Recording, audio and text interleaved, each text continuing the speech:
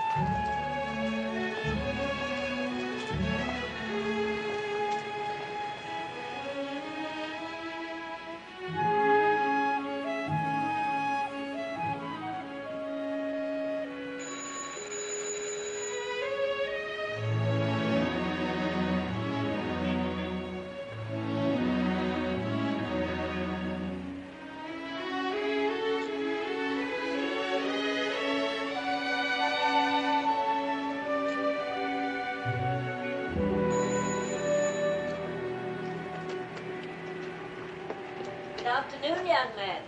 Oh, good afternoon. Come about the flat to let, I suppose? Oh, yes, I have. I hope you take it, young man. Things have been too dull around Gray's Square of late. Goodbye. Goodbye.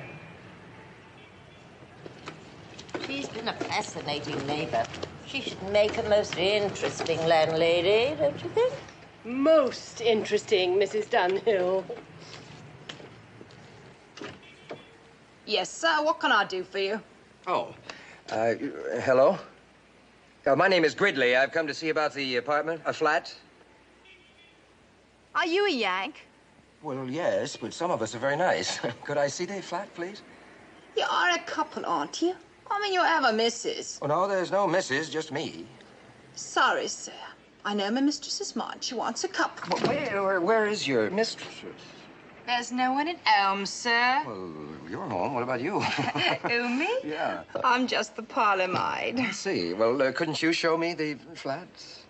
You wouldn't be what she'd want. Well, now, the ad states that it's a couple prefer. That indicates an open mind. I hate people whose minds be a are sport open. and beat it. Well, please, this is an ideal location for me. Would you just ask your mistress to call me at the American Embassy?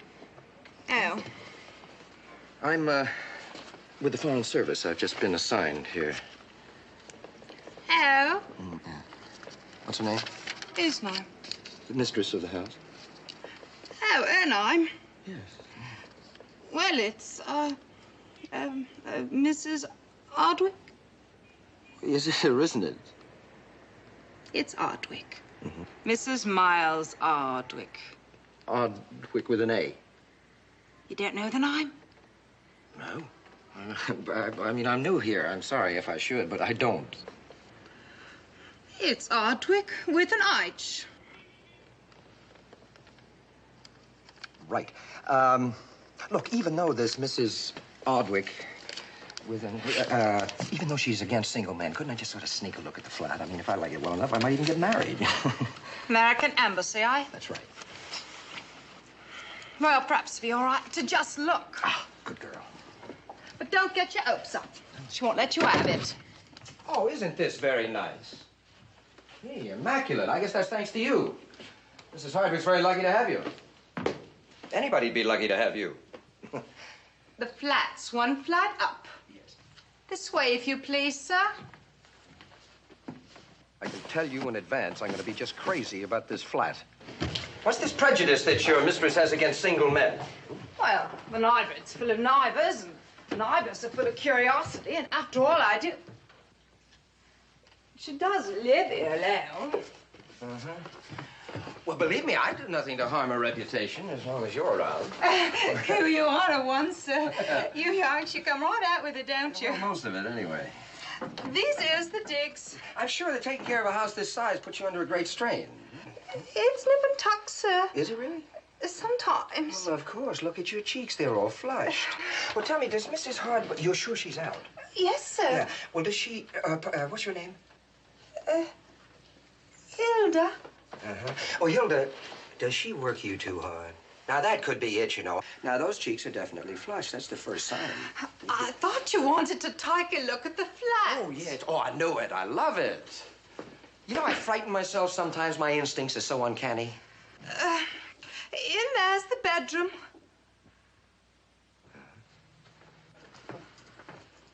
Yeah, that certainly is, isn't it? Is she, your employer due back soon? Oh, any blooming minute now. Tell me, Hilda, do you sleep in? In and out, off and on. The catch is catch, Ken. Well, you might call it that, sir, now that you've seen the Let's flat. get down to brass tacks, shall we, Hilda? Why don't you put in a good word for me with this poor, frightened creature that you work for? What rent is the old bag asking?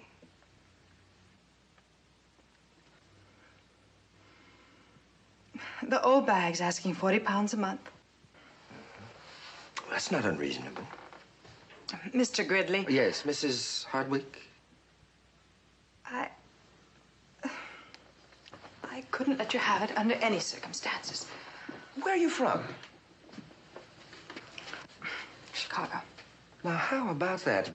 The breach between us, never very wide, narrows. Sorry, I couldn't possibly let you have the flat.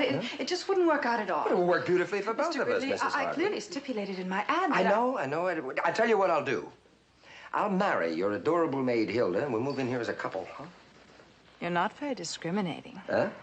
Maid or mistress, it's all the same to you. Oh, well, I'm a Democrat from New England. I have no prejudices. Now, why the Maid Act? Well, it seemed as good a way as any to check on prospective tenants without committing myself. Huh? Well, after all, I do live here alone now.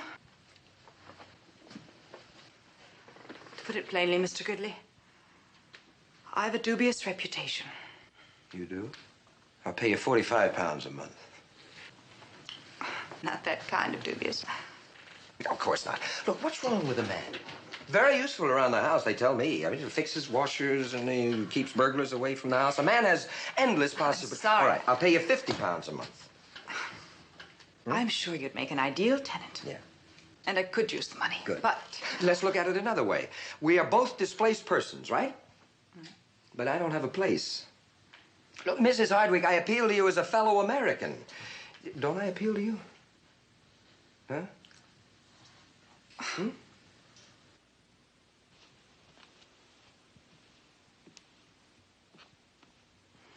it's your funeral. Might as well be hung for a sheep as a lamb. Yeah. Well, Mrs. Arch, you've made a wise decision. Hope so. I'll drop by the bank and pick up some pounds. Oh, the first and last month, I guess?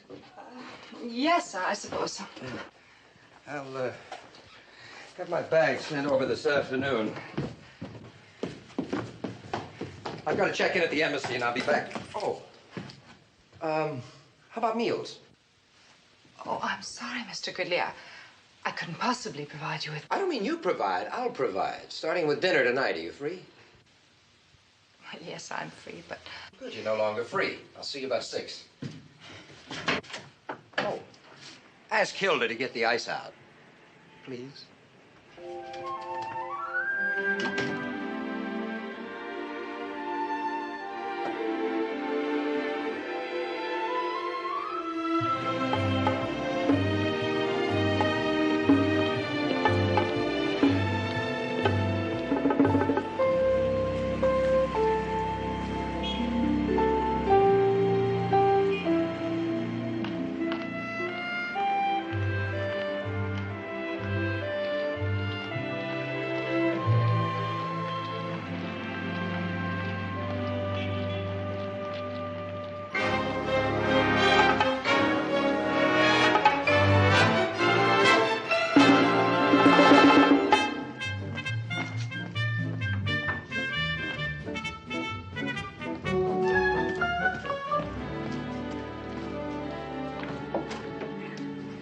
Good afternoon, sir. This is Mr. Gridley.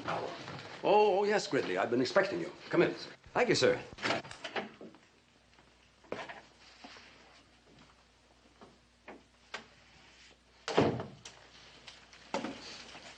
I've studied your record, Gridley.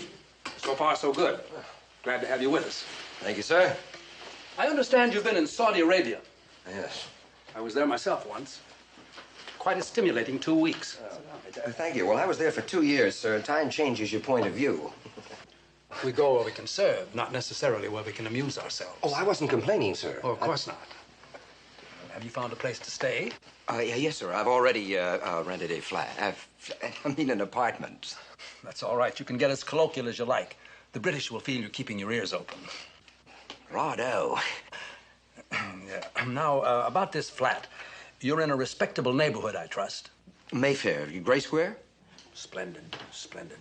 The chief is a stickler for proper conduct all the way down the line. Stay on top of your job here, keep your personal life tidy, and I can assure you a happy stay in London. Yes, sir. Yes? Lady Fallotte calling, sir. Put her on. Lady Fallotte, very influential. She can also bore the pants off you. You're going to be seeing quite a bit of her. You might as well get some idea.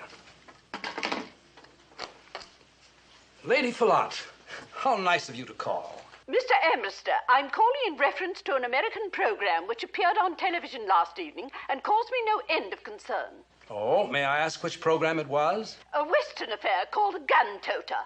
I was appalled at the shocking degree of violence. I saw 5 murders, a double hanging, 3 pistol whippings, and a United States Deputy Marshal nibbled to death on an anthill. Well, I grant you that's a lot, but don't forget, it is an hour show. We have a new man with us, Lady Fallotte. Mr. William Gridley. He's Mr. Collins' replacement. I'll put him onto the matter immediately. I trust he'll prove more reliable than Mr. Collins. He's one of our very best young men. Very well. Goodbye, Mr. Ambrister. Goodbye, Lady Fallotte. Get the picture?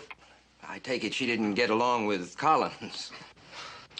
You've got your work cut out for you with her, Gridley. Mm-hmm. Of course, you'll have plenty of other duties, too, which I'll have to go into with you at length. Yes, sir. What are your dinner plans? Well, I think I have a date, sir. So soon? You've still got desert sand in your shoes. Yeah, with my landlady. Really? I have yet to meet the landlady one invites out to dinner. Oh, well, she's an American. Well, may I speak off the record, sir? You may. Well, I would say confidentially that she's about 36, 23, 36. That would sound good even on the record. She's single, I take it. Well? Well, there's a Mrs. in front of her name, but there's no husband in evidence. Separated? Well, I guess so, sir. Otherwise, why would she rent me half her house? Her husband might be away on a business trip abroad, in which case he could drop in any time. Jet planes, you know. He could be in Afghanistan for breakfast, and you could be in the middle of a scandal by lunch. Oh, no, I don't think that, sir. No, Mrs. Hardwick acted as though we were pretty much out of her life. You better make sure. Did you say Hardwick? Oh, yes, sir. Oh, you know her? Oh, I don't think so. It just seems to ring a bell. Just, well, anyway, just remember what I said. Keep your off hours tidy, and I don't think it would do a bit of harm to find out exactly what the story is regarding her husband. Oh, right, sir. That'll be all for now. All right. Oh, I'd like you to look this over tonight, if you will, please. It's a report Collins was working on when he went to pieces on us. Oh. Be prepared to give us a report on the report in the morning. Right, sir.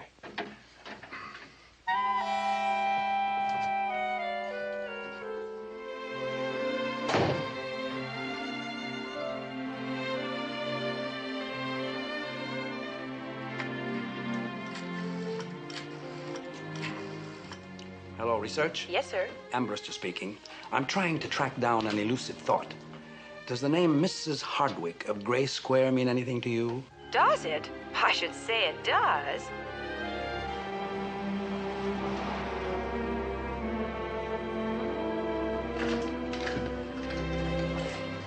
Hi. Oh, hi. You look radiant. Do I? You do. You're just trying to make Hilda jealous. You wait a minute. My aunt and I here were wondering if you'd be interested in some flowers. You yikes. They're all so lovely. What do you think I'd like? Well, it occurs to me I haven't seen flowers in 2 years. I think we'll take them all. It's a lot, sir. A whole lot. Bless you, sir. Say, how much are these? Thank you, sir.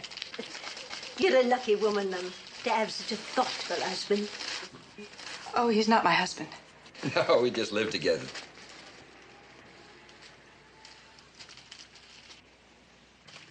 Thank you, sir.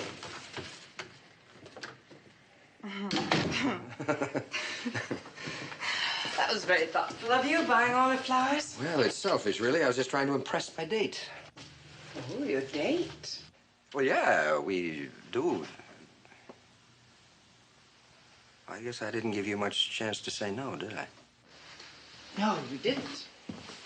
But I could have. I see Hilda got the ice out, huh? Uh-huh. And I've given her the night off. Well, good. Three's a crowd anyway. What do you say we have our first drink up in my remarkable new flat? Jolly good idea. Especially since you've got the only bottle of scotch. I found it when I was unpacking your things. They do that in England, you know. What do they know? I hope you find everything. I just put things where I thought you'd think they ought to be. Well, thank you. Now, if you want to change for dinner, I'll fix you that drink. First, I'd like to talk to you about signing a 100-year lease. Fine with me, if you pay in advance. Do you always drink scotch? Well, in Saudi Arabia, you have a choice. Drinking scotch or drilling for oil. If I hadn't been transferred, I was thinking of getting up a syndicate to drill for scotch. Have just a little water with mine, please. Oh, that's not your closet. It's locked. Yeah. Your things are in the bedroom closet. Oh. Sure, fine. All right, thank you. Won't be long.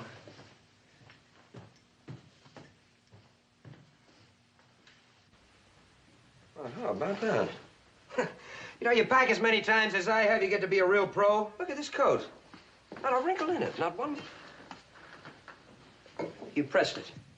It's all wrinkled. Do I have to go on calling you Mrs. Hardwick? No, my first name's Carly. Carly? Carly Hardwick. That's odd. I mean, I don't think I've ever known a girl with the first name of Carly before. Carly Hardwick. I approve. That's a very pretty name. Thank you. I have a pretty first name, too.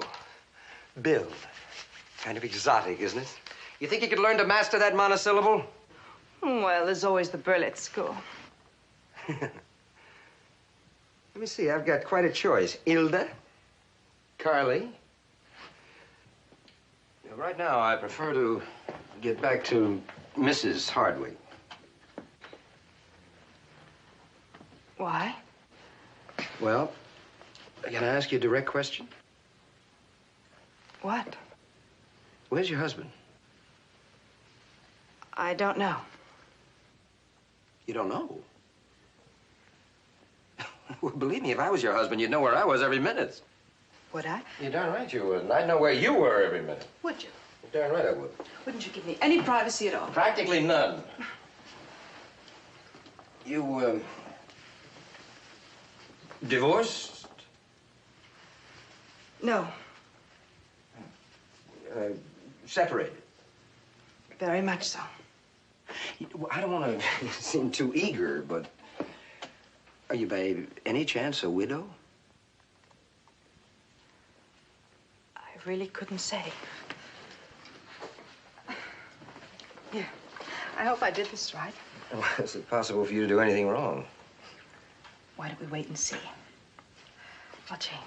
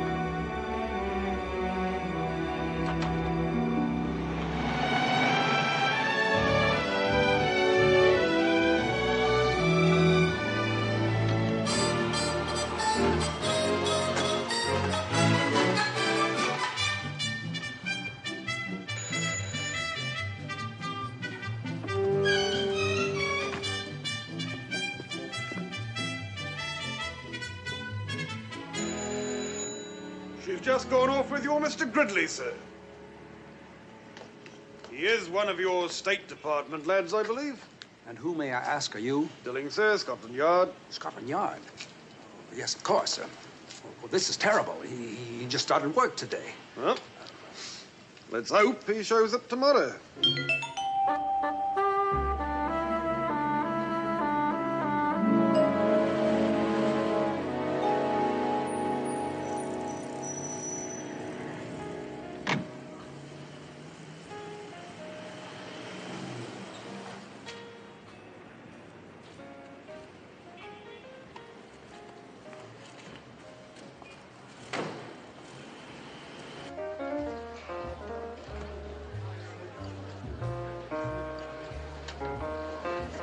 Good evening, sir.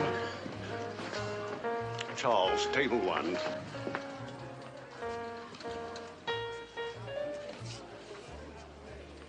Dressed to kill, isn't she? Devilishly attractive, I'd say. Really, Clive? And let's see, after Bangkok, I spent 6 months in Marrakesh and then Saudi Arabia. And this transfer to London was the biggest break of my career. That is, before I met you. Bill, what were your duties be at the embassy? Yo, I'll probably spend most of my time getting reservations on ships and planes for VIPs and arranging visas. And I'll be checking tariff schedules on fascinating things like hemp, tennis balls. And then I'll just move on to become Secretary of State. I figure I'm too old to be president. Well, I would hang onto your bed. Someday I can say, William Gridley slept here. Yeah. Right now, you could put my importance in a teaspoon. I would, somewhere along the line, like to shed about 2 bits worth of light on how we feel about other countries, you know? Good. I mean, it sounds corny, but my job means more to me than just a career. And you've chosen the right career, Mr. Gridley. You're bound to be a very successful diplomat. Well, behind every man's success, there is a woman like you, if the man is lucky. And what do you know about me? Maybe I could ruin you. Well, I'm willing to make allowances. After all, compromise is the cornerstone of diplomacy. Now tell me, what about you is so dangerous? Nothing. Tonight. Carly, how did you wind up in London? Oh, I came to Europe on a tour. One of those all-expense deals. It's been a dream of mine ever since I heard my first foreign accent. We had a ball everywhere. Rome, Madrid, Paris. And then we came to London. Yeah, and what happened? Well, then, the tour was ended, and I was just about ready to go home. When... Miles Hardwick. How did you know his name? Well, you mentioned it at the door, you remember? Dance with me, Bill. Sure. You will excuse us, won't you?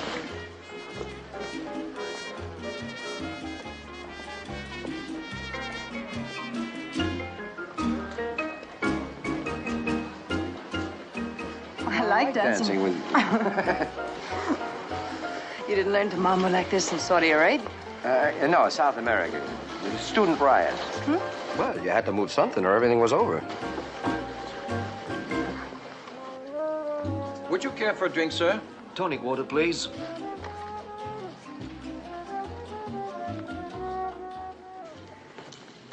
Hope we could get a taxi, will you? Look at this fog. You'll get used to it. Are you sure this country isn't on fire somewhere?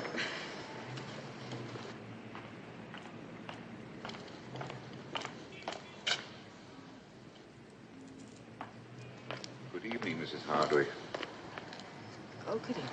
I wonder if I might speak to you a moment regarding that little matter. Oh, well... Yes, certainly. Excuse me a minute, please. Huh? Oh, yes, sure. That's right. This is rather unconventional way.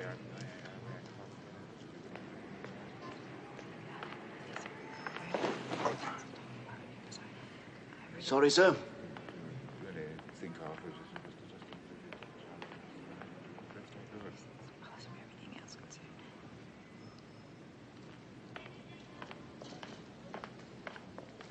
I'm sorry, Bill. It was business. Oh, it's all right. It's none of my business. Why don't we walk? Yeah.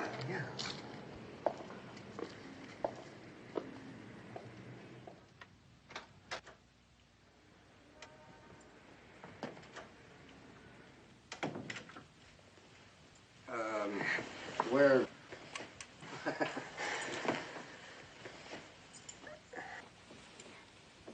Oh. Him. Hello? What was that? I just wanted to make sure that somebody hadn't dropped in unexpectedly. I'm not expecting anyone. Good. Certainly is convenient, isn't it, living in the same house? I mean, it saves cab fare and all that. Ooh. Well, here you are, delivered safely. You're dropping me at my door? Mm-hmm. Well, how are you going to get home? Well, I'll feel my way. No. Carly, I couldn't possibly let you go home alone. No, if anything would have happened to you, I'd never forgive myself. You're right.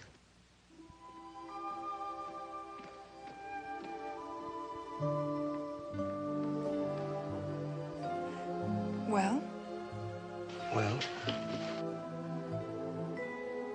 how about tomorrow night? Dinner, maybe a show? Why don't you wait and see what happens tomorrow? See how you feel. Oh, I know how I'll feel. Do you?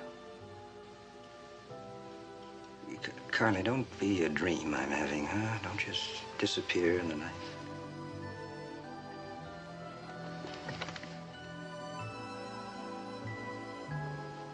Thank you.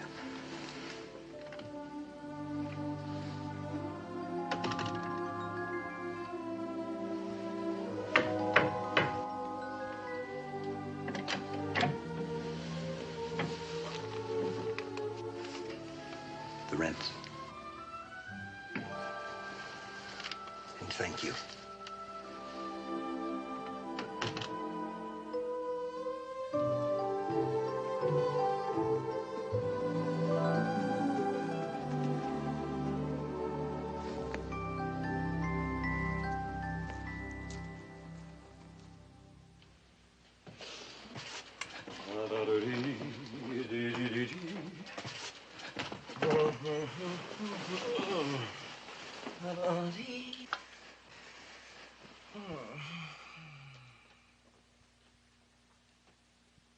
For suddenly I saw you there. Oh, no. Oh.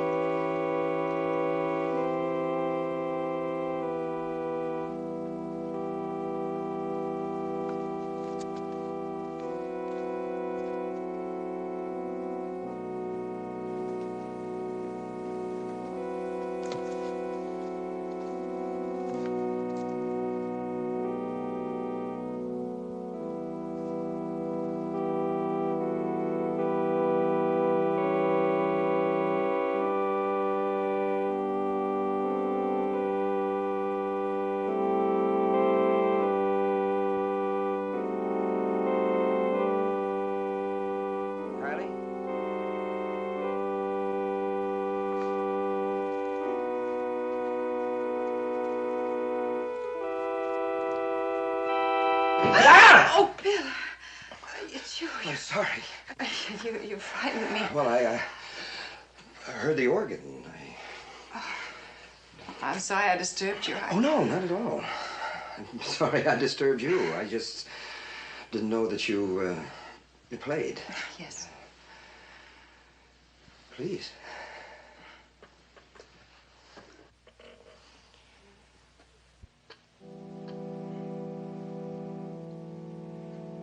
Gee, I used to play little drums when I was in college. Maybe sometime we could... You do this very often at night? No, not often. I wouldn't mind. I love organ music. To me, there's something about the tone that's almost like the sound of eternity. Yeah. Do you know My Funny Valentine? I better go upstairs now, Bill. I was just saying goodbye to an old friend. I'm sorry I woke you. Oh.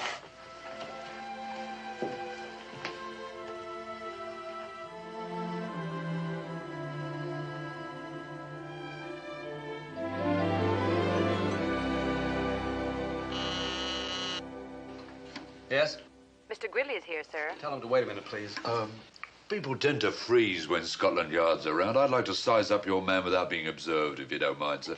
Go into the conference room, Inspector. Oh, right. I'll turn on the intercom. Right. Just push down the third key. You'll hear everything that's said. Third key, right, sir. What? Well, bring him along, man. Send Gridley in, please. Good morning, sir. Good morning, Gridley. I've been looking over Tell me, Tally's Gridley, report. how's the food at the Lamplighter these days? Oh, excellent. You had dinner with Mrs. Hardwick, danced, had 2 bottles of champagne, left the club at 11:42, and walked all the way home. Well, that's quite a thorough report. Look, if I'm considered some kind of a security risk, down, it's please, news to... Gridley. Yes, sir. May I ask, just how did you happen to pick number 33 Gray Square as your residence? I answered Mrs. Hardwick's ad in the paper. Mrs. Hardwick seems to have a penchant for getting into the papers. Look, I don't understand, sir. Tell me, what sort of woman do you find her? And you can speak off the record if you like. Well, this is for the record, sir. I find her an absolutely heavenly woman. Were you able to find out anything about Mr. Hardwick? Yes, sir. They're separated. She told you that? Yes, sir. In my opinion, a divorce is imminent. She's going to divorce him? Yes, sir. Don't you think that would be adding insult to injury? How's that? Gridley. Mrs. Hardwick murdered her husband. Well, that's certainly grounds for... She what? I said that absolutely heavenly woman killed her husband, a sort of permanent trial separation. That's impossible. Mrs. Hardwick has slipped lately getting into the want ads. 6 months ago, she made the front pages daily. Why isn't she under arrest? Because they haven't found the body. No case. There's no court case yet. But as soon as they can locate Mr. Hardwick's remains, Mrs. Hardwick has a date with the hangman. She didn't do it. You don't know the case. I know Carly Hardwick. After one day? After 1 minute. And I'm gonna know this case. I'm gonna know every single thing about it, and I'm gonna prove she didn't do it. This young man could be useful to us, Sergeant. Thinking she's innocent, sir? Yeah, all to our advantage. Has she ever done anything since you've known her that might cast the least bit of suspicion on her? Absolutely not. She's just been kind and generous and warm. That's beside the point. Look, sir, if you knew her as I do, you'd know she's not capable of... Then why did she lie to you about her husband? Why? Because... I don't know why. But if she did, there must have been a reason. Maybe she's been assuming the guilt to protect somebody else. We thought of that. The question is who? I don't know who, but it is a possibility. True. You see? Are we on the air? Well... This is Inspector Oliphant of Scotland Yard. Well, I wasn't aware that the police were listening. Oh, no. I'm sorry about that, but we had to check you out. I'm delighted to have your help on the case. Help? I don't intend to help you on this case. Cooperation, Gridley. You're a guest of the United Kingdom. That's true, but I'm not a police spy. No, Mr. Gridley. Let me put it this way. Assuming Mrs. Hardwick was not guilty, there would be no problem provided we knew all the facts. Therefore, every shred of evidence I can gather is important to her. Even something that seems damning fitted into the overall picture might be just the clue to prove her innocence. Oh, I see. You want me to snoop around and report everything that I find to you, huh? If you want to help her, yes. You work on the inside, I'll work on the outside. We'll make a good team. Team? You want to prove she did it? I want to prove she didn't. No. You see, you don't know Scotland Yard very well. We consider it a higher duty to protect the innocent than to convict the guilty. You do? Yes, of course. But it is essential to provide solid evidence to prove her innocence. You're basing your opinion of Mrs. Hardwick purely on the superficial aspects of the woman. Mr. Gridley, do you ever hear of Angela Crowley? Angela Crowley? No, I don't think... Well, there you are, see. There you are, you see. As beautiful as Mrs. Hardwick, I dare say. She slept in a coffin, Angela did, and sent a goodly number of men to theirs with cruel dispatch. She was an excellent cook, using the finest of spices and the rarest of poisons. Now, I believe that it was a tribute to Angela's talents that one of her victims, after eating a poisoned kidney pie, asked for seconds. It was the second one that did him in. Would you say that it was interesting that a few weeks ago Mrs. Hardwick tried to collect on her husband's life insurance? It was pointed out to her, of course, by the insurance people that they'd need proof of Mr. Hardwick's death before they could honor the policy. She probably needed the money. True. What makes her so sure that she could already collect on his life? Eh? Did you know they fought a great deal? Whatever. Every married couple quarrels, yes, I know that. But their exchanges reached such heights of intensity that the police had to be summoned on 3 separate occasions. Well, that means nothing. There are 2 main causes of marital squabbling: financial affairs and extramarital affairs. Now, Mrs. Hardwick is undeniably attractive. She might have had a lover. Furtive meetings with another man who could easily have gone from paramour to murder accomplice. Look, Inspector, Carly Hardwick is a decent and gentle... Gentle? You see? Now then, Molly Pascoe was gentle. She couldn't bear the thoughts of hurting her husband with a divorce, so Molly and her lover sealed up Mr. Pascoe alive behind a new brick wall. 2 weeks later, she murdered her lover and ran off with the brick salesman. Well, I hate a fickle killer, don't you? Be serious. I am being serious. I fail to see, sir, what these lethal ladies have to do with Carly Hardwick. I am merely illustrating for you the homicidal tendencies of the fair sex. Females make not only loving wives and devoted mothers, but very efficient killers. Bless them. I find this strange talk coming from a man who says that he is interested in proving Mrs. Hardwick's innocence. Come here. What? You give me your help and you'll find that I'm just as anxious to prove it as you are. You got my word on that? Yeah, well, I'll think about that. Gridley? Well, all right, I'll take your word. Oh, good. Oh, good, good. Now, here's my card with my home number. Just ring me any time of night or day. Gridley, you must remember that you're living in a diplomatic goldfish bowl. Your relationship with this woman must not leak out. I must ask you not to be seen in public with her at any time whatsoever. Now, here, take these clippings, go to your office and study every... No, don't use your office. Go somewhere else. Read them in the park. Take the rest of the day off. Yes, sir. Just a minute, Mr. Gridley. Two things, if I may. For as long as you can, try not to let Mrs. Ardwick know that you're aware of her situation. Just try to catch her off guard. Well, I mean, you know, there are ways of getting women to reveal their innermost secrets. I mean, the more, familiar you are with her, the better the chances are of getting her to the moment of truth. What are you getting at? Well, what's coming through? You want me to be a male Mata Hari? Is that... I'm a member of the State Department, not the Vice Squad. It's the method that counts. If you can get her to confess she's guilty, you'll have performed a great service for your country. Somehow I can't believe America wants me to do this. If you foul up, Gridley, I'll have you back in the Sahara so fast you'll think London was only a mirage. In other words, if she knows, I know, I go. That's exactly right. And I hope you haven't taken to talking in rhyme.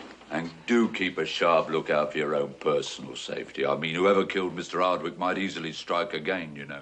I'll check all my kidney pies for poison. Odd you should mention that. Mrs. Ardwick purchased a large quantity of arsenic early this morning.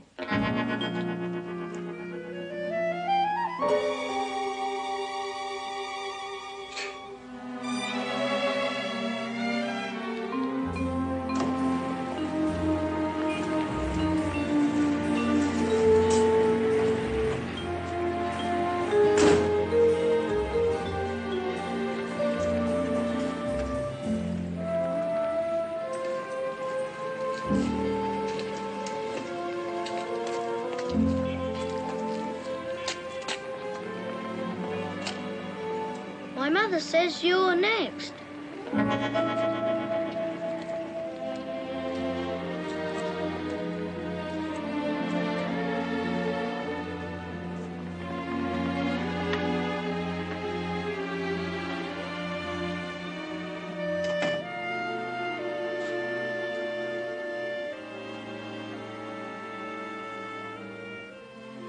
Carly!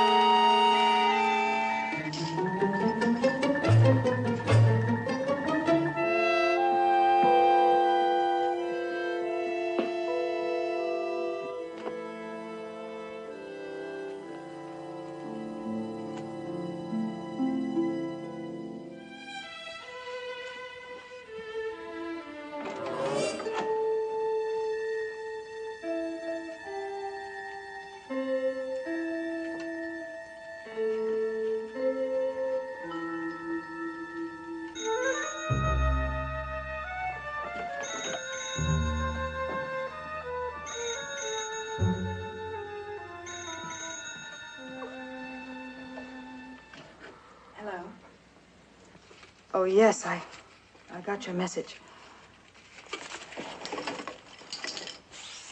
Well, you know I hate to. But I'm afraid there's no other way out.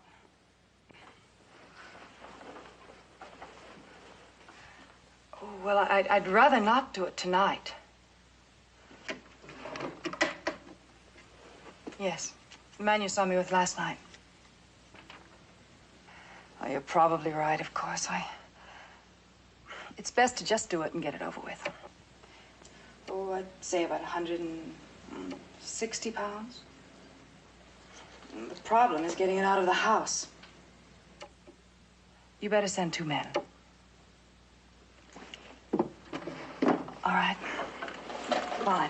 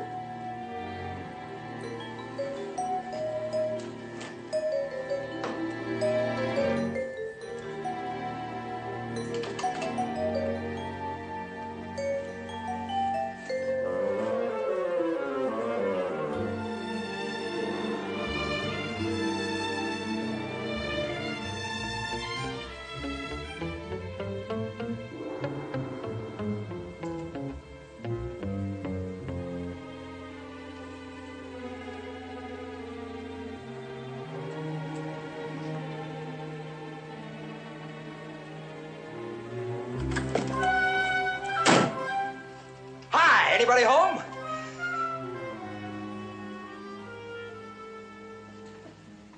Hi.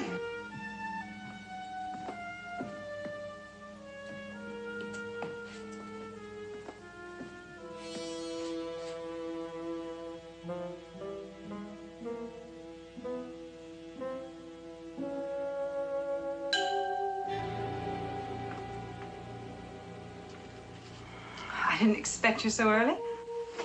I guess you didn't. I mean, neither did I. How did it go today? Anything special happen? Special? I mean, out of the way or unusual? No, nothing. It's been pretty dull so far. How about you? Anything unusual happen? Well, yes, as a matter of fact, very. I paid all my bills, thanks to you. Oh. And I'm going to provide you with dinner tonight, Mr. Gridley, and you can just take it easy and relax. Great. Let's fix it together. I've been pretty handy around the kitchen. I'm a temperamental cook. I can't stand anyone peering over my shoulder. Now, you get out that ambassador's uniform. Go on. Got work to do. Okay.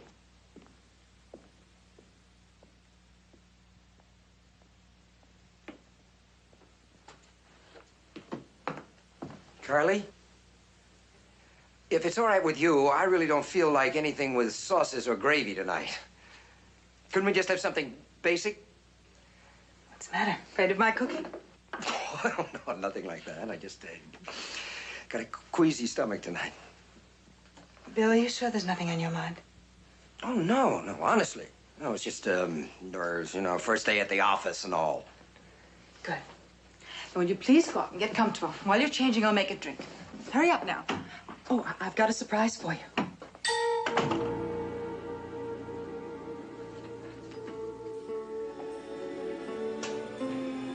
Carly? Out here, Bill. Ready for your surprise? Did you notice anything? Not yet. Well, look. Oh, a barbecue? Mm-hmm. Is that the surprise? Well, it's part of it. Oh. Well, did you get that just for me? Well, no, I've had it a long time, just never used it. Why? Well, Miles never cared for American food. He never liked anything but Brussels sprouts, kippers, or kidney pie. Basic enough for you. Steaks. Perfect. Good. Now, I'm not sure just how to get the charcoal going, though. Well, you use some kind of lighting fluid? I think I can find something. Drink your drink, it'll pick you up.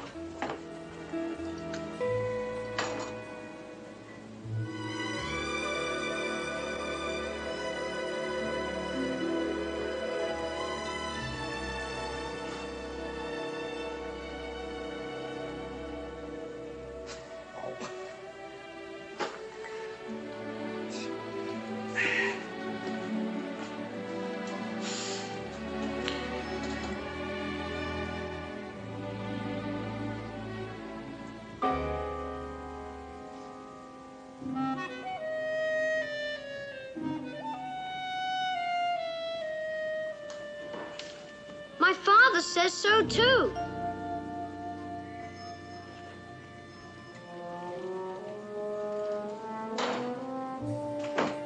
I think I found something. I don't know what it's for, but it says highly flammable. Yeah? Oh, well, barbecue. Oh, it's very nifty. Yeah, I didn't know you used these much over here. Well, they don't very much. Had to chase all over London for it. Look at the label. What? Made in California. Oh. You haven't even touched your drink. Oh, no, I haven't, have I? Here's to living every moment to its fullest. As if it's our last.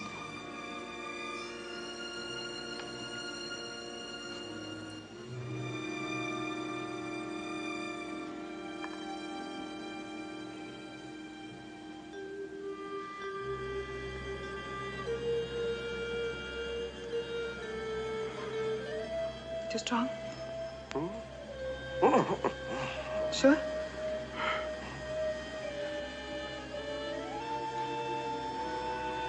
Bill? Is there something wrong? Bill? You sure? What's the matter?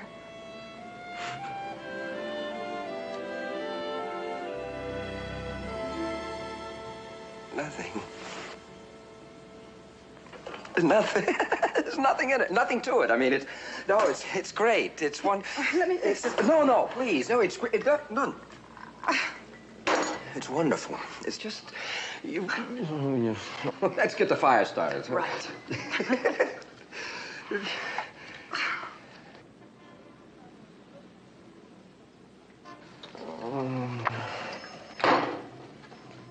Maybe they think we're burning state secrets. Oh, little witches. Bill! The awning! Well, there, hold! Where's turn up!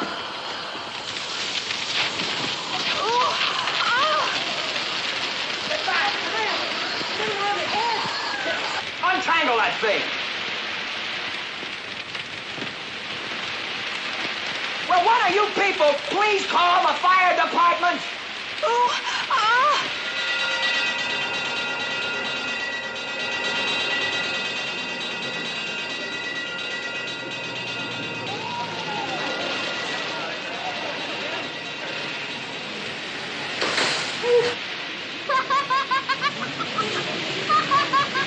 All right, clear the way. Come on, back out. Let the firemen in. All right. All right, step back there. Clear the way now. Let the firemen in. Thank heaven you got here.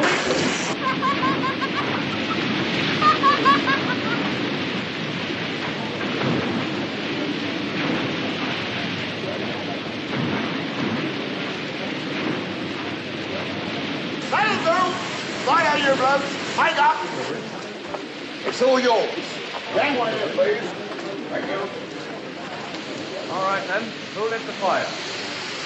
I did.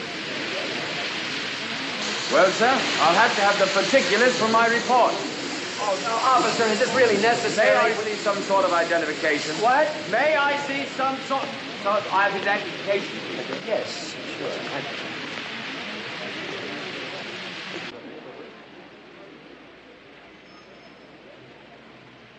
Diplomatic passport. Mr. William Gridley. That's me. United States Embassy. Terribly sorry, sir. There'll be no need for a report, of course. I'll simply have a word with the sergeant. Yeah, I'll give you my best. Yes, sir. Thank you, sir. Sorry for the inconvenience. All right, I understand. It's your duty and all of that. Yes, sir. Thank you, sir. Good night, sir. Good night.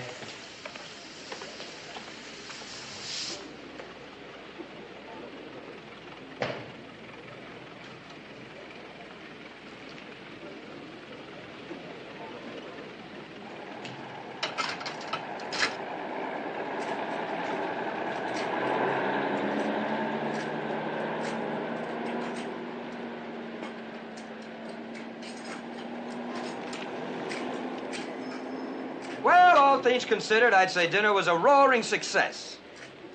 It was a mess. Oh, I'm sorry, Bill. I was so looking forward to having a quiet and pleasant evening alone with you.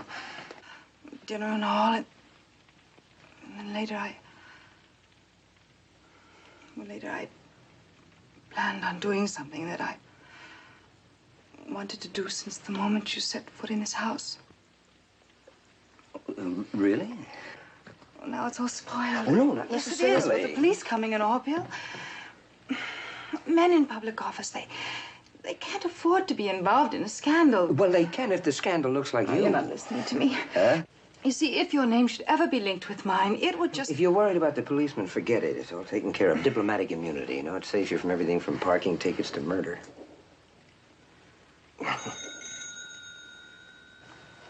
Now, give it...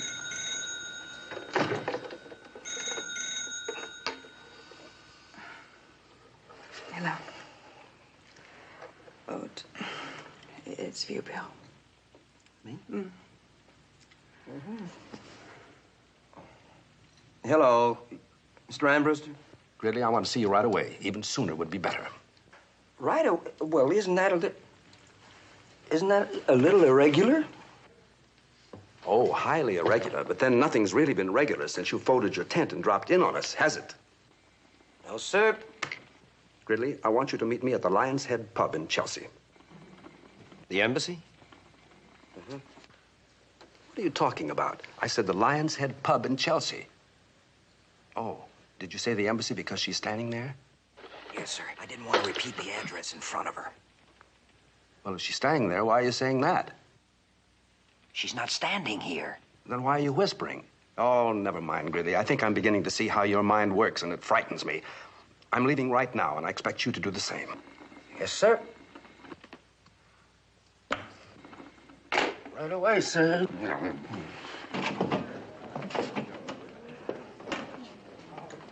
Oh, I beg your pardon. What for? Yes.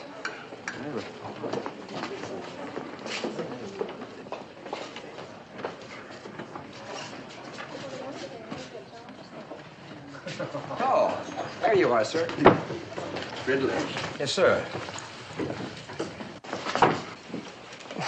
When I instructed you to keep your presence in Mrs. Hardwick's house absolutely secret, did you feel that you could best carry out that order by trying to set fire to London, coming within inches of being arrested, and having the whole story appear in the papers? What do you mean, appear in the... Drinking, love. Huh? What you drinking? Scotch and water. With ice, of course. No. No ice. No, forget the water.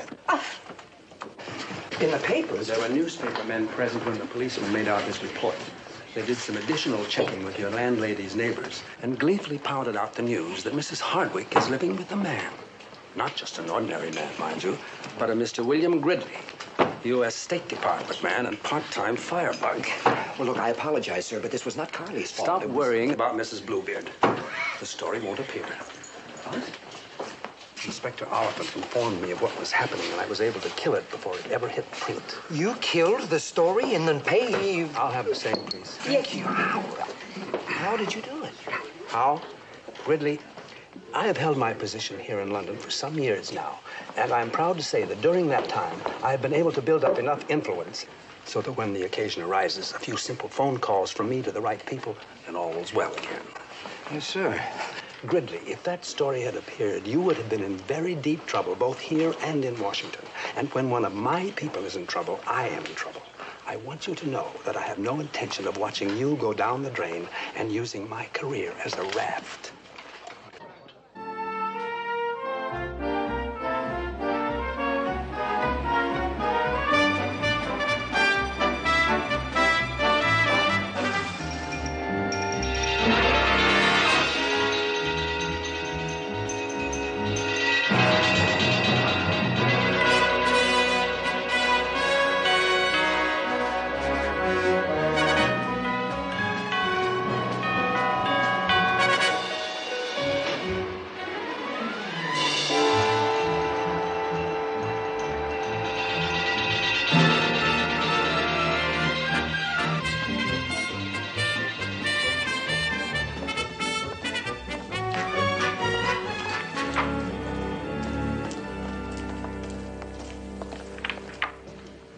Good morning, sir. Good morning. Mr. Gridley is waiting, and the Russian embassy called. Never mind about the Russians. Mr. Gridley has become much more of a menace.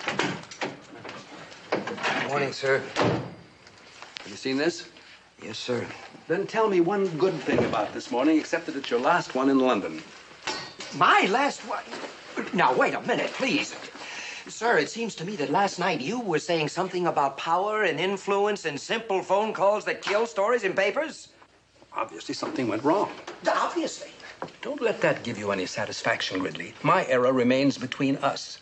Yours is on the front page of every newspaper in London. By now, I assume Mrs. Hardwick has read them. And to quote you, Gridley, she knows you know, so you go. I'm sorry, my boy. In some peculiar way, I like you, but you frustrate me. I frustrate you. Well, I think the answer to our frustrations is that we be in different countries. I pick England. Now, let's see what we can find for you. No. Sir, if I may, I don't feel you're taking the proper share of the blame. If you kill the story as you said... Gridley, you will learn that the higher your position, the more mistakes you're allowed. In fact, if you make enough of them, it's considered your style. Now, you happen to be in what I would call a one-mistake position, and you've made it. Now, let me see. Iceland, Auckland, the Truk Islands. Will you please reconsider? Put yourself in my place. I can't. I haven't picked it out yet. Oh. Pakistan. Aha! Look, Tierra del Fuego. Tierra? Well, where's... Yes? Mrs. Hardwick to see you, sir. Ask her to wait, please. Ah, so the little lady has come to ask her embassy to run interference for her. No, I don't think that. I'm not particularly interested in what you think, Gridley, but just for kicks, why do you suppose she's come? To intercede for me. Oh, my boy, my boy. I mean, you've got a lot to learn. I've had 20 years' experience with every kind of incident and many kinds of women, and I take great pride in my ability to see beneath the surface of the most guileless female. Now, in time, you, too, may acquire that ability, but just for now, suppose you go to your office, gather up your little bits and pieces. It's a long way to Tierra del Fuego. I'm not even sure that we have an outpost in Tierra del... Now, if you... Oh! That door, if you don't mind. Thank you. Ask Mrs. Hardwick to come in, please. Mrs. Hardwick, sir. How do you do? Won't you be seated? I prefer to stand, thank you. But I have to say we'll take very little of your time. I realize how busy you are. Not at all. This is your embassy, Mrs. Hardwick. We are here to serve you. Well, I am not here to be served. Although I might have welcomed that speech several months ago when I needed your help. However, what I came to see you Mrs. about... Hardwick, we will assist you in any way we possibly can, but we cannot act in what is not in the best interest of Great Britain. That could lead to international complications. I don't expect my country to go to war for me. But the fact remains, Mr. Ambrewster, that I've been hounded by the police, slandered by the press, and humiliated by my neighbors. I assume that you've seen the papers. They're burned in my brain. Do sit down. I've also been deprived of my passport so that I can't leave the country. And if I might mention it, accused of murder. Well, is there any one particular item you wish to discuss? Yes. I've been prevented from getting a work permit, which, incidentally, is why I had to take an aborter, which brings us to Mr. Gridley. You mean Mr. Gridley and you? No, I mean Mr. Gridley alone. Oh, won't you please sit down? Do you know him well? Not terribly. Well, I think you should. He's really a very rare person. That I know. And he wants so much to do a good job in London. Oh? Mr. Ambrister, there is absolutely no truth in what the press has inferred that we... Well, that we had some sort of an arrangement. Well, of course not. Well, he didn't even know about me. I don't think it's fair for him to be punished for something that... Well, it's not his fault. You see, it was my fault for not telling him. I was being selfish. Actually, I was about to tell him last night when... Well, when you called and... Well, I think that's all. I do hope you treat him fairly. I promise you that I'll do my part. Thank you for your time. Just a moment, please. If I may offer an opinion. I'm afraid I know your opinion of me. No, you're a very persuasive young woman. Mr. Gridley is indeed fortunate to have a champion like you. And you know, your photographs don't really do you justice. Well, the lighting is not terribly good in police stations. Yes, I'm sure. It strikes me that perhaps I have been a bit derelict, and I suddenly find myself most eager to personally explore this entire unfortunate situation with you. Now, if I may suggest, there's a quiet little restaurant around the corner. I thought perhaps we might just slip over there, have a bite of lunch, and talk about the whole thing. You're not afraid of being seen in public with me? On the contrary, it'll be a relief to get away from these constant interruptions.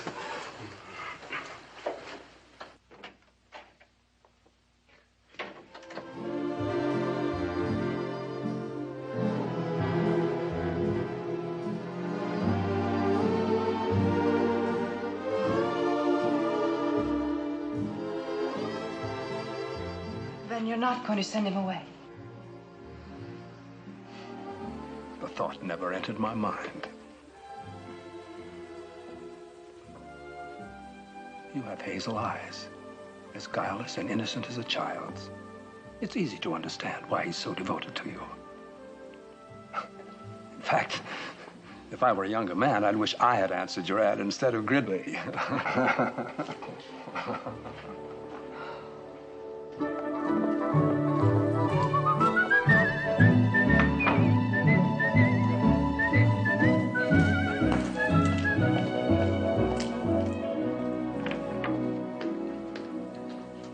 Have a nice lunch, sir? Perfectly charming. Well, what did you have? To tell you the truth, Gridley, I was so involved with Mrs. Hardwick that I can't remember what it was or how it was. Mm-hmm. Let me tell you something about that girl. Oh, well, what are you going to tell me about that girl, sir? That she couldn't possibly have done it. That's your discovery. With you, it was an opinion. With me, it's a conviction. And let me tell you something else. You don't have to leave London. You're staying right here. You and I are going through the files of this case thoroughly. We've got to get Carly out of this mess. Yes, sir.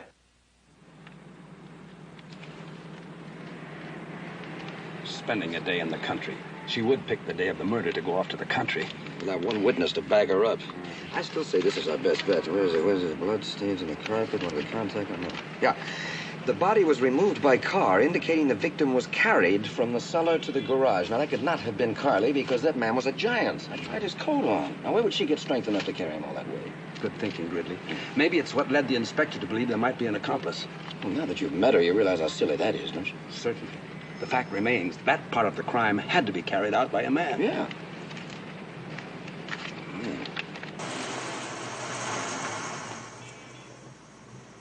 Look. What?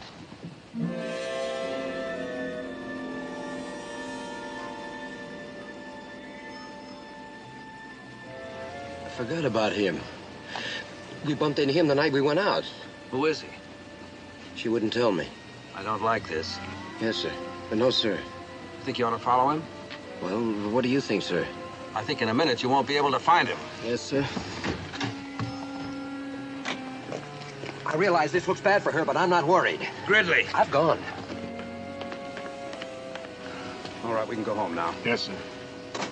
No, wait.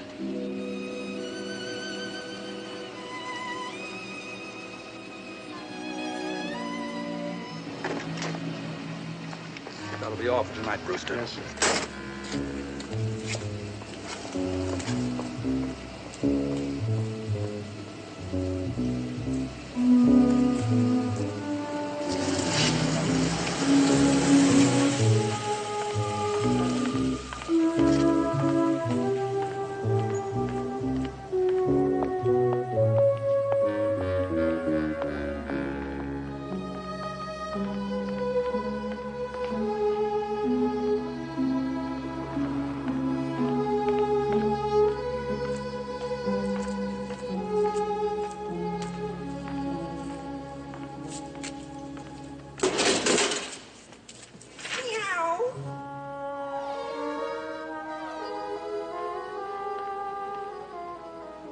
Move along, pussycat. I'm sorry. Carry on.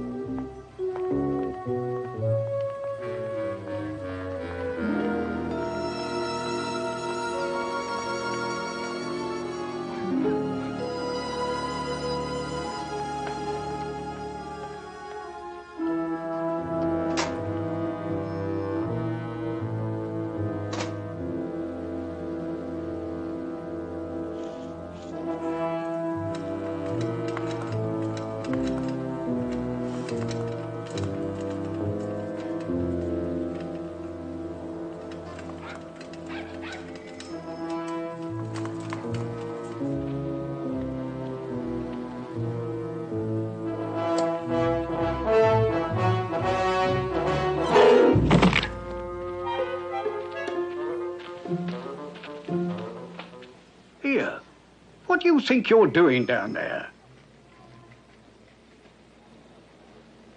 Just window shopping. Desecrating hallowed ground? You ought to be ashamed of yourself. Gently, sir. I'm still warm.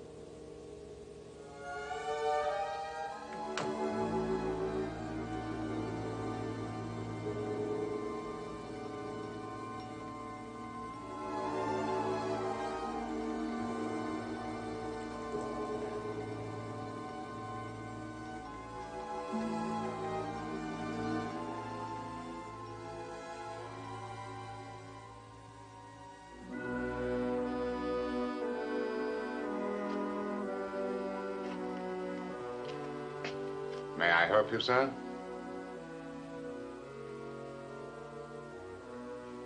I'm sure Mrs. Hardwick would never have sold it if she hadn't been strapped for funds. The money I gave her for it tonight was only half its worth. It's beautiful, don't you think? It is. Everything's beautiful when the truth finally comes to you. Do you mind if I use that for my text next Sunday?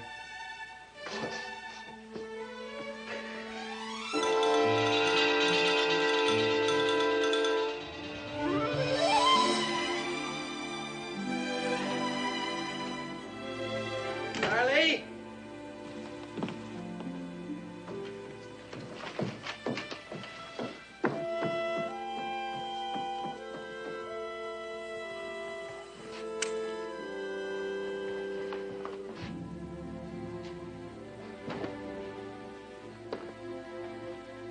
You needn't open them. Everything's there. Well, Carly, what does this mean? Why are my bags all packed? What is... This is the 2 months rent I owe you. All of it. 2 months? Well, wait a minute. Carly, please, Carly. Look, I don't understand this. First you go see Armbruster on my behalf, and then suddenly... On your behalf. Look, Mr. Gridley, I've got my own problems. I don't need yours. Now, if you'll just leave me alone, I'll be fine. Just fine. I'm not going to leave you alone. You need somebody to take care of you. I can take care of myself, thank you. Just worry about your precious career and leave me alone. Stop worrying about my precious career. Now, if I can't take a little rough weather, it probably wasn't too sturdy to begin with, and I'm not leaving. Yes, you are. Why do you want to stay here? Don't you know? I murdered my husband. I don't care whether you killed him or not. Well, You don't? No, I don't. I know about that the day after I moved in here. You did? I did. Then Why didn't you say something? Well, I said quite a few things at the time. Among them that I adored you. Didn't it? Well, maybe I didn't. I'll say it now.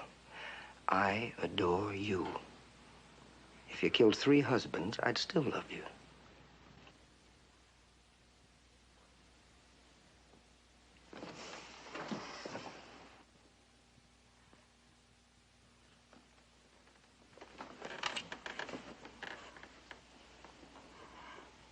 Oh, Bill, you're a fool. You're an idiot. Will you please get out of here? I don't need you. You don't. No, I don't. I don't. I love you.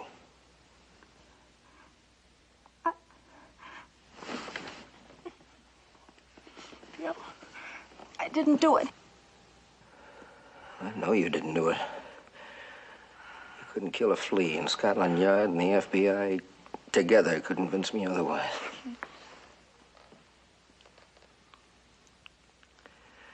Carly, I love you, and I believe in you. Brewster. How do you know? Because he's Mr. Bad Timing. Who else would call now? Aren't you gonna answer it? Didn't I? Not yet. Okay.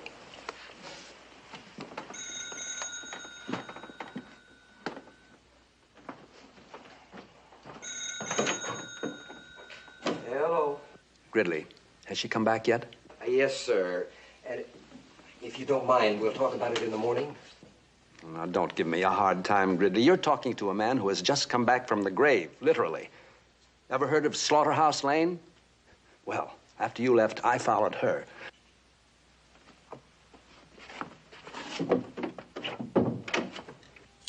A police record? Are you sure of that?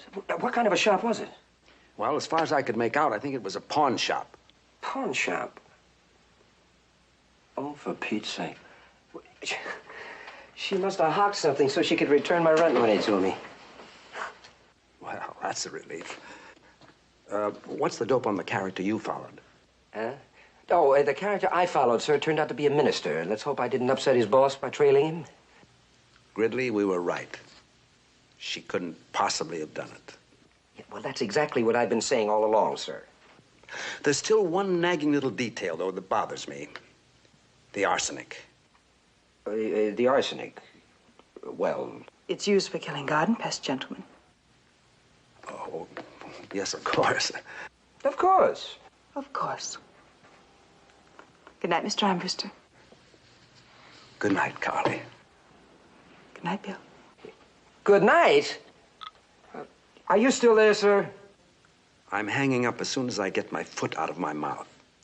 Did I call you at an inopportune moment again? Most inopportune, sir. Then you have my full permission to hang up on me. Thank you, sir.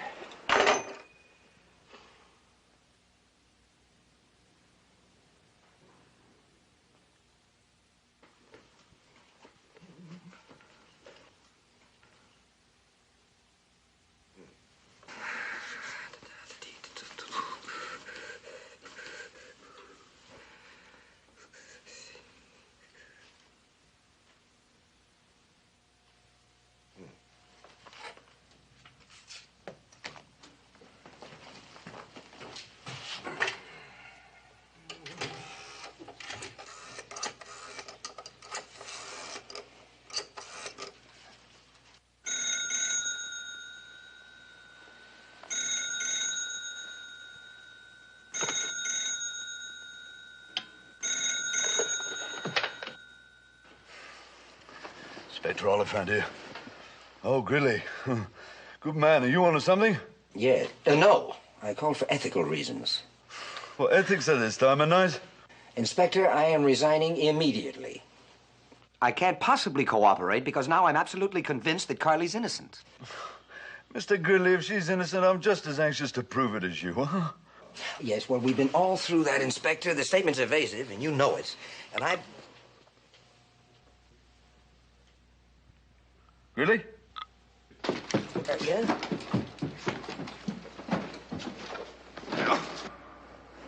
Gridley. Hey, now listen to me very carefully. If Mrs. Hardwick is there. If she's there, if she's holding a gun on you, say anything you like, but start the next sentence with Mrs. Hardwick. Well, Mrs. Hardwick isn't... Strike that! Nobody's holding a gun on me. Then why the sudden resignation at this time of night? What...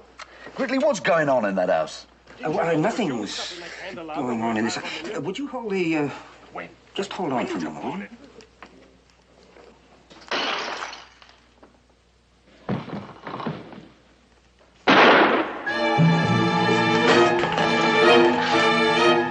Gridley! Gridley! She was holding a gun on him.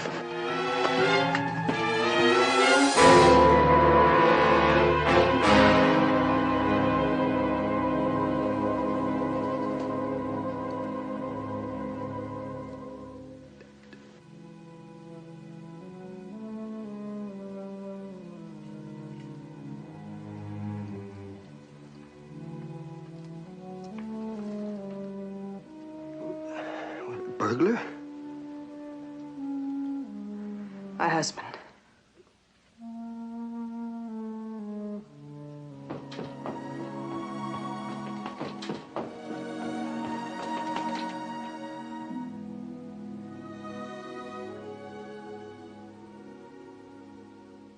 Sergeant Dillings, you were stationed in front of the Hardwick house on the night in question? Yes, sir. You please tell us what happened. At approximately 11 p.m., I perceived a man entering the house by letting himself in with a key. He roughly answered the description of who we believed to be the late Mr. Miles Hardwick, and a little while later proved indeed to be the late Mr. Hardwick. I went to a telephone booth and put in a call to Inspector Oliphant. I had some trouble getting through to him since his line was engaged, but finally he called me, and as a result of his instructions, I broke into the premises and entered Mrs. Hardwick's bedroom. Please tell us what you saw in the bedroom. Mrs. Hardwick and Mr. Gridley standing together. And the body. They were in their night clothes. All except the body, that is. You say standing together. Exactly what do you mean?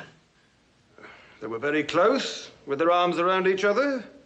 She had her head on his shoulder and the gun, which had just been fired, in her left hand. I should like to ask Mrs. Miles Hardwick to take the stand, please. Mrs. Miles Hardwick? I represent Mrs. Hardwick, sir, and she has informed me that she does not wish to testify. Does Mrs. Hardwick realize the gravity of that decision? She's quite firm about it, sir. Would counsel please come to the bench? You're only witness. You've got to testify. For 6 months, they haven't believed one word I said. Why should they today? You have got to. Why? I need you. All right. Sir. Sir. I apologize if my name, but I think Mrs. Hardwick has changed her mind now. Mrs. Hardwick, tell us, if you will, exactly what happened on the night in question. My husband was shot. Well, of that much we're certain. Can you tell us how he came to be shot? Yes, I think so. Then please do. It was an accident. Yes. That's all. It was an accident. Mrs. Hardwick, you seem terribly shy about details. Couldn't we reconstruct the incident a little more fully? Perhaps I can help. To begin with, exactly where were you on or about 11 p.m. on the date of the alleged shooting? In my room. And what were you doing? Well, I went to the window. I wanted to draw the curtains.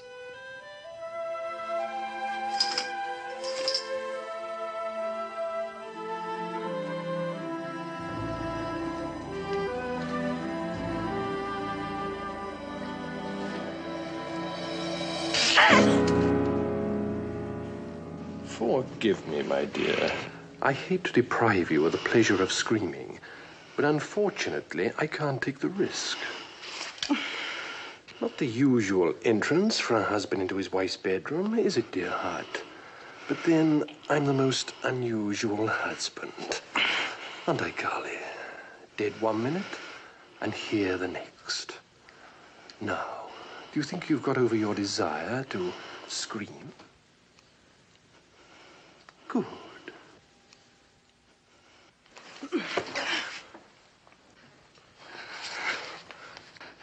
Well, aren't you going to kiss your husband? Aren't you going to tell him how much you missed What him? kind of a sadistic game is this, Miles? Game? Letting everyone think you're dead. Oh, it was no game, dear heart. You see, one of us had to be accused of murder. So it made my choice comparatively simple, didn't it? You... I suppose you have wondered where I've been all these months. Well, I've been on the run. You see, I did a little flying for a certain employer of mine. And I seem to recall I was rather drunk at the time and stole some valuable cargo from him. Needless to say, he was most annoyed and sent a messenger to retrieve what was rightfully his, and also to kill me. Presumably, I suppose, a warning never to do it again. Well, fortunately, well, for me that is, the assassin was most inept.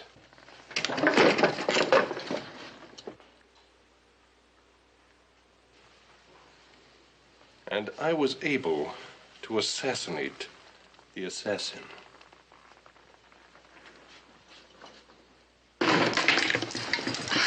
And that's why I've been in hiding, Carly, both from friends and police alike. Well, now that you've heard my enchanting little bedtime story... Why did you come back here, Miles? For money. Enough to get out of the country, but first... Well, it has been 6 months, hasn't it, Carly? Tell me, haven't you missed the more pleasant aspects of marriage? More than I missed them when we were together. Come off it, Carly. You're hurting me. I meant to. I think I like you better when you're frightened. Go off me, Miles. Struggling, you know, only makes it all the more enticing.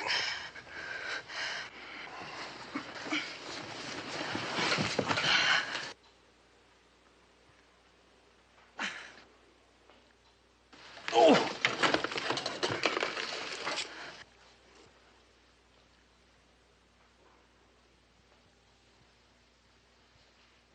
I think we can well do without a visit from the polizia on my first night home. And you, my precious? Mrs. Hardwick, do you feel able to continue? Now then, Mrs. Hardwick. That's all. That's all? That is the balance of your testimony? Yes. But, Mrs. Hardwick, what of the shooting itself? Well...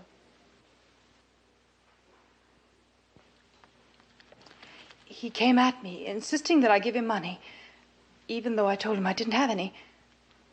And I tried to get the gun away from him, and it went off. That's all, Mrs. Hardwick? That's all.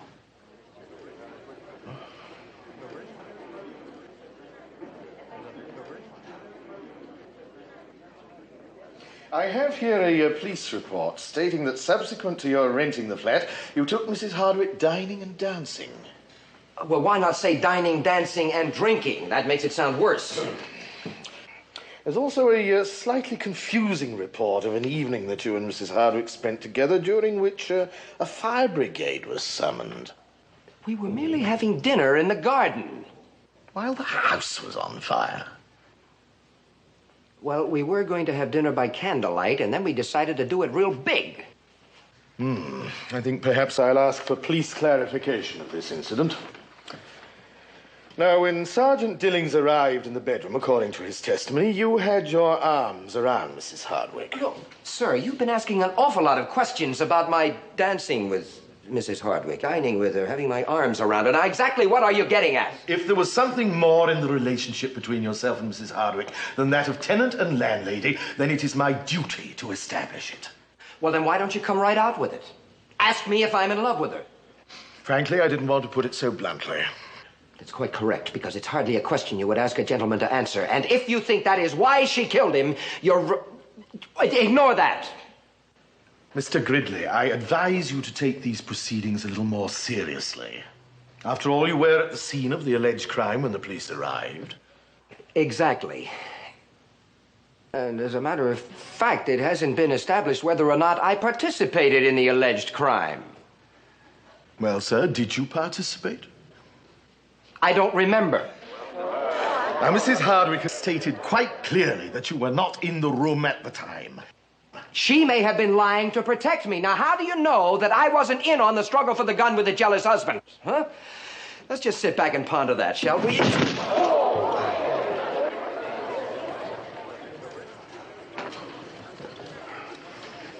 He's behaving like a maniac. He's trying to take the blame. Yeah. If he keeps it up, he's going to get himself hanged. Hanged? We can't allow that. No, don't think it will come to that. Hang on.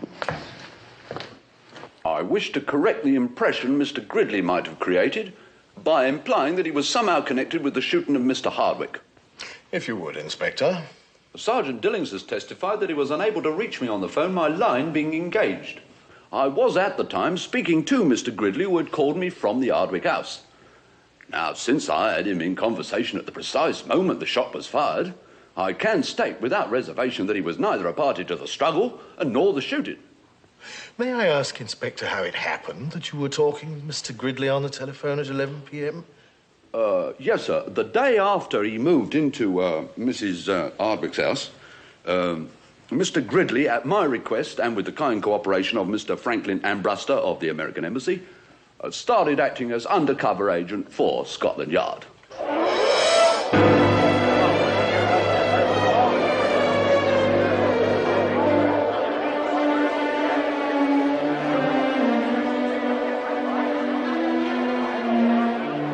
Might I say something, please? Madam, we are trying to conduct a proper inquest. I have something to tell the court. Oh, well, ask her to step this way.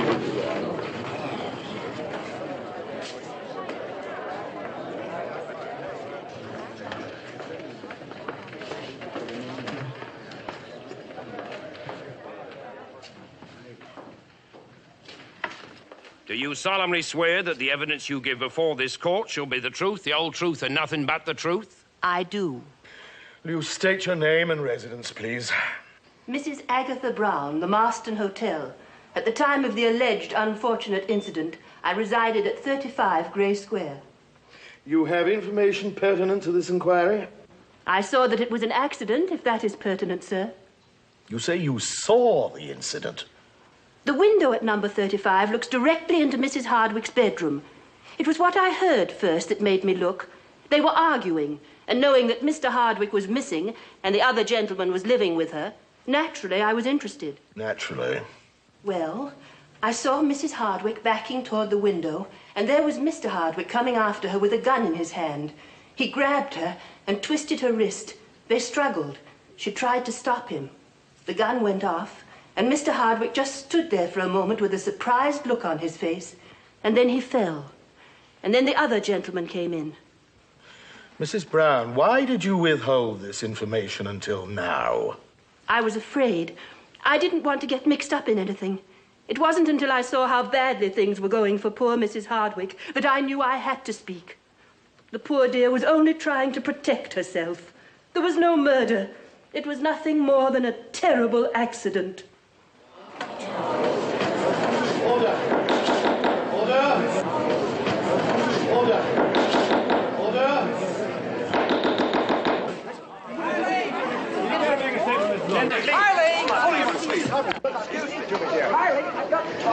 Mrs. Hardwick, would you tell our television? Nothing to say. Millions of viewers. Nothing to say. Why don't you just switch to another channel? Please, sir. Mr. Gridley, you have exactly half hour to get out of my house. Out of your house? Gridley. You don't get rid of them. Gridley, speaking not as a man, but as a member of the United States government, you have exactly 1 hour to get your things out of that house. That's wrong, sir. I have a half an hour. She just threw me out. Gridley, please.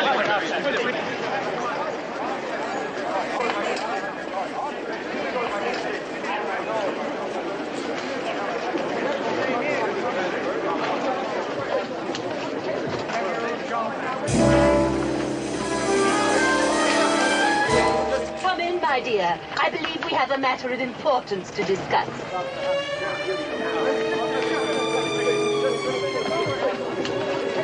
"33 Grey Square."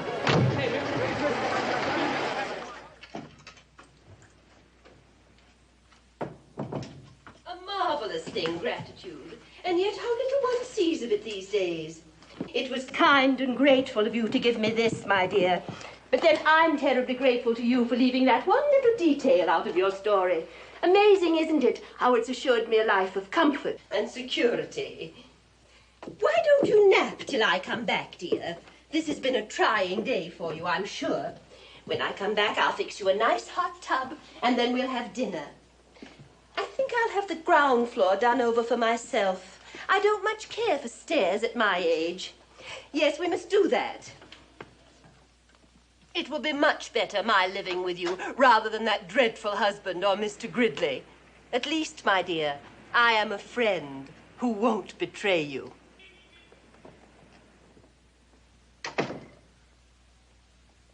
Carly! Carly! Now, what was that all about? What was she doing here? You still working for Scotland Yard, or you're doing your snooping on your own now? Look, I never worked against you. You must believe that. I only believe that I can't believe in anyone ever again. Did my testimony sound like I was trying to prove you guilty? Carly? Carly, you've got to tell me what's going on. Look, Carly, what's all this about Mrs. Brown moving in here? Where are you? Look, Carl, dear, believe me, I wouldn't do anything to hurt you or us, but I cannot help you unless you'll tell me everything. Carly? Answer me? Are you all right?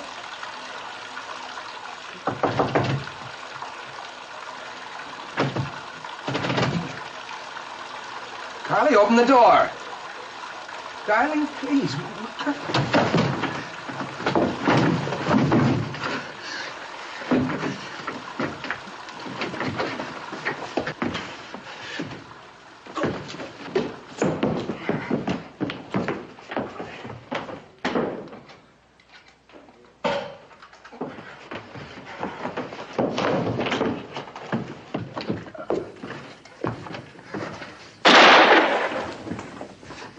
What are you doing?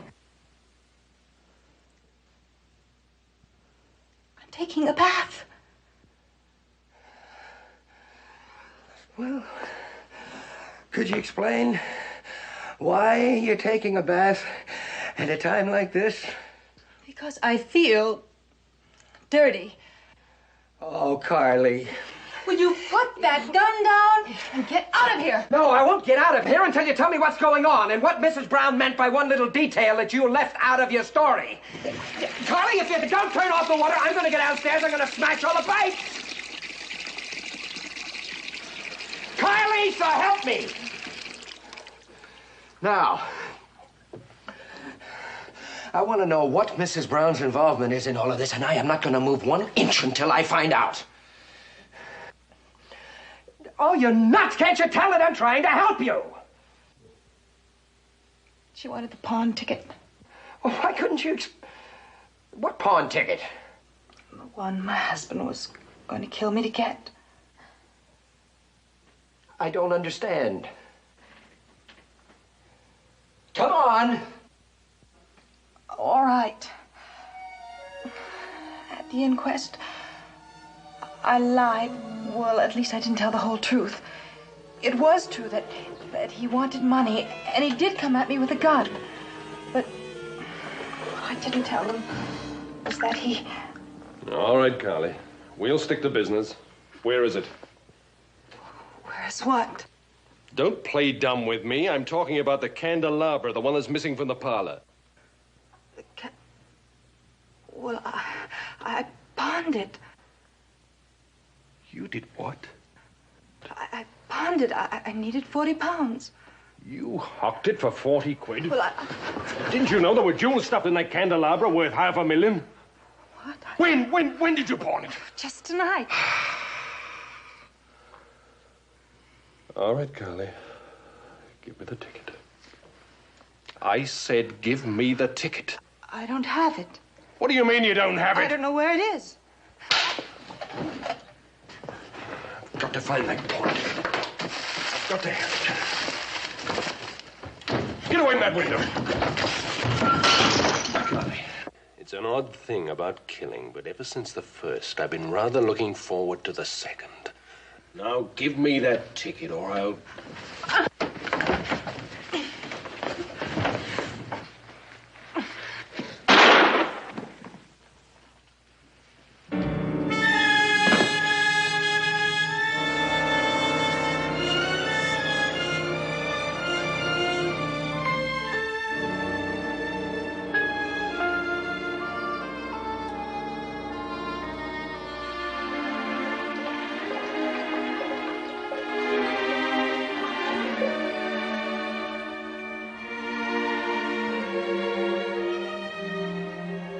Just plain scared. You see, I was afraid that if I mentioned the jewels, they'd think somehow I was involved in his illegal activities. I didn't want his friends dropping in on me either. I just wanted to forget about the jewels and the candelabra. I wanted to tear up the pawn ticket and... Yeah, only now it's in Mrs. Brown's purse. She's blackmailing me. Well, Carly, we've got to go to the police. Admit I didn't tell the whole truth. Oh. I thought I was in trouble before. But now, I've really fixed things. Carly, there's no other choice, huh? Standing here at the window, I just remembered something. Huh? What? That night, I broke away from him and I ran to the window to yell for help. Yeah. And I saw Mrs. Brown coming down the street. Well, By the time that she reached her house and got up the stairs, the whole thing was over. Bill, she never saw it at all. She couldn't have. Wait a minute, then how would she know what had happened? How did she hear about the candelabra or the Mrs. pawn? Dunhill. Huh? She must have seen it and told her.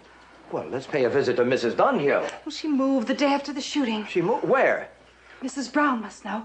Maybe we can still catch her at the pawn come shop. on, wait a minute. Don't you think that you better, Yeah, I'll meet you downstairs. Okay, yeah, I'll get a cab.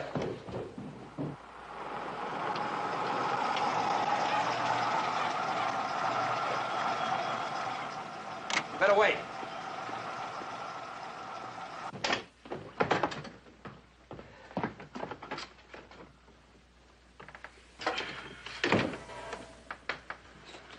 Pawnbroker?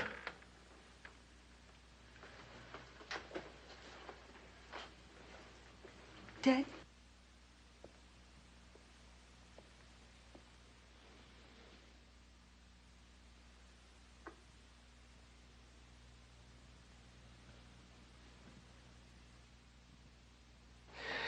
Looks like he knew what was inside of this thing. He wasn't too anxious to redeem the pawn ticket. So Mrs. Brown. Yeah. Well, it's a cinch she won't go back to the house now. And how will we find Mrs. Dunhill? Next door. Her house. She must have left a forwarding address. Let's go.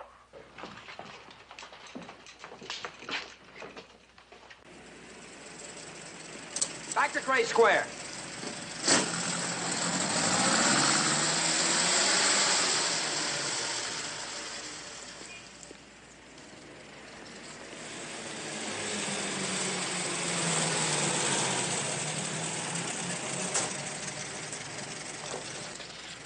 Wait.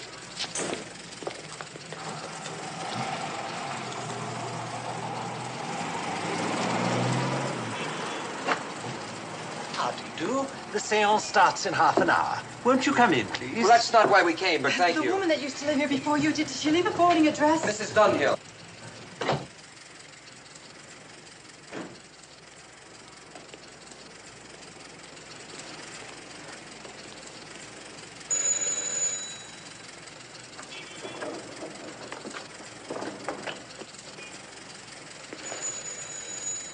Paddington Station.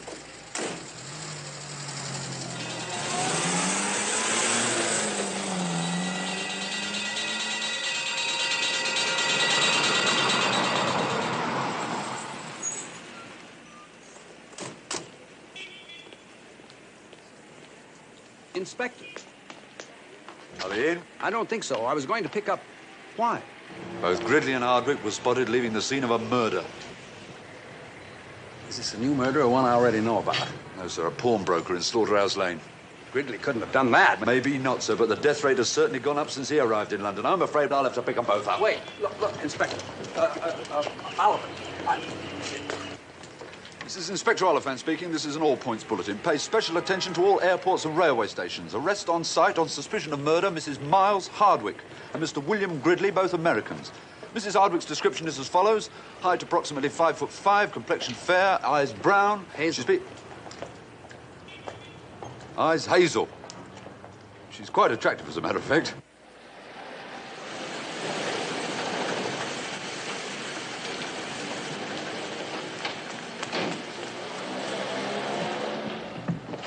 When is the next train to Penzance, please? That train's on platform 6 right What now. time does it leave? 5 minutes ago. 2 tickets, plees. Single or return? Return. How far from the Penzance station is the Hotel Wessex? Just a short cab drive, madam. Yeah, That'll how much? be, £16 8 shillings, sir. If you're thinking of it for a holiday, sir, the Wessex caters to elderly people. Oh, yes, we know. Thank you.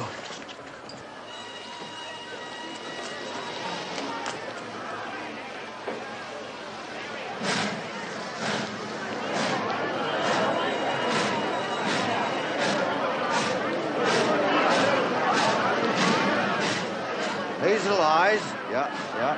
Both Americans. Yes, sir. I'll keep a sharp lookout.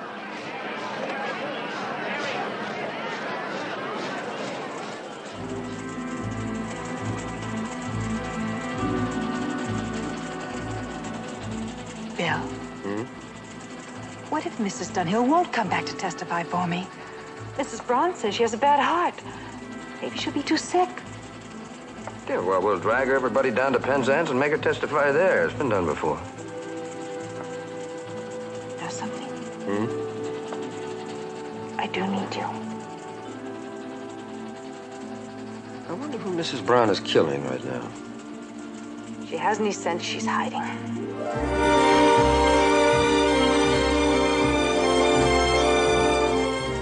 I'll be right back. Well, how about that?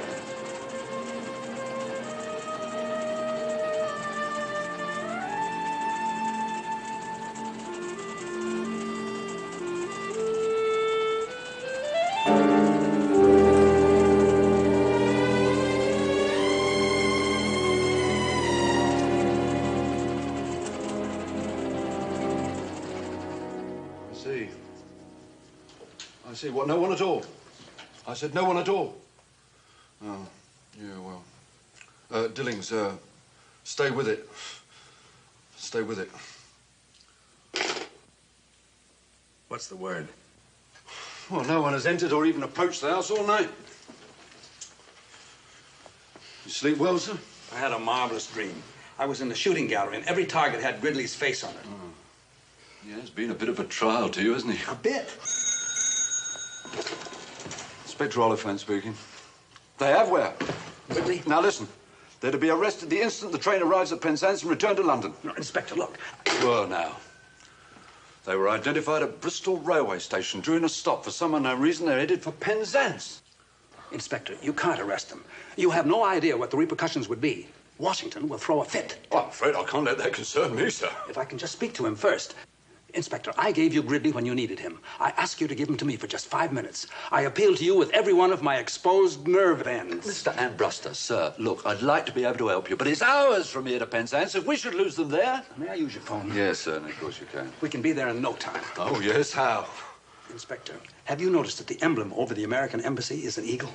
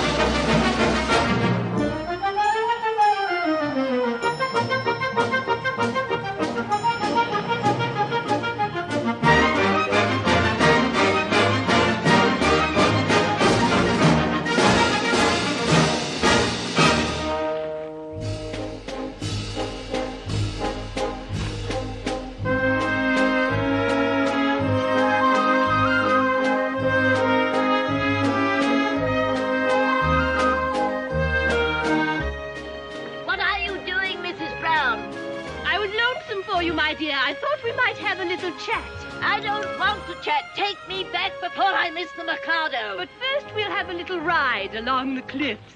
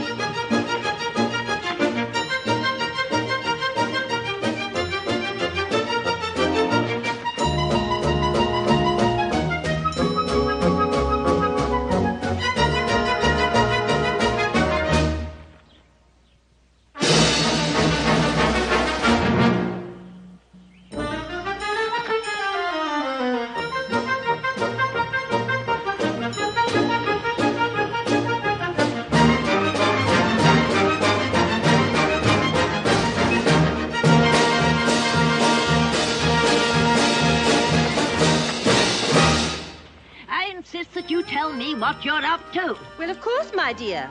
Remember when we decided that I should go to the police to tell them about that terrible accident you saw, to save you the ordeal of an investigation? That was your idea. You knew my heart condition. Well, since then, a great deal has happened. I can either go to prison or to the gallows or spend the rest of my life in luxury. I prefer the latter. And I want to make sure you won't spoil it. How could I spoil it?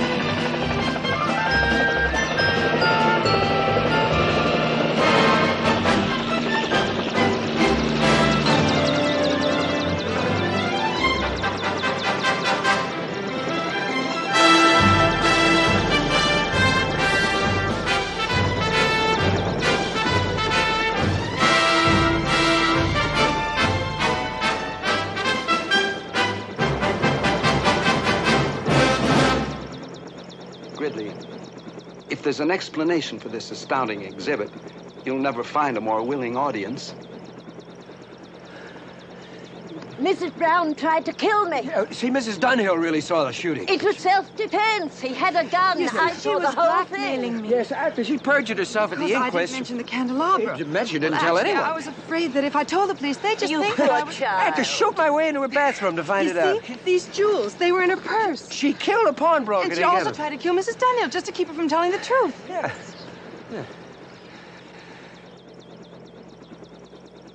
Is that clear to you, Inspector?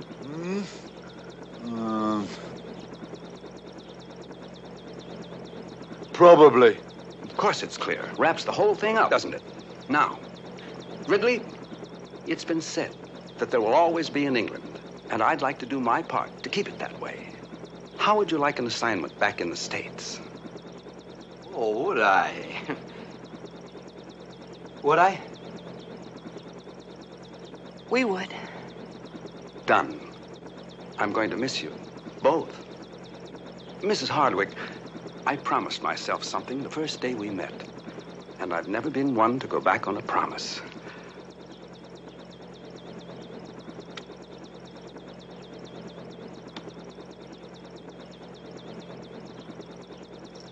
Gridley, I do hope your life from here on in proves less hectic. Yeah, so do I. Good luck, old boy. Thank you, sir. Oh, right. Thank you, sir.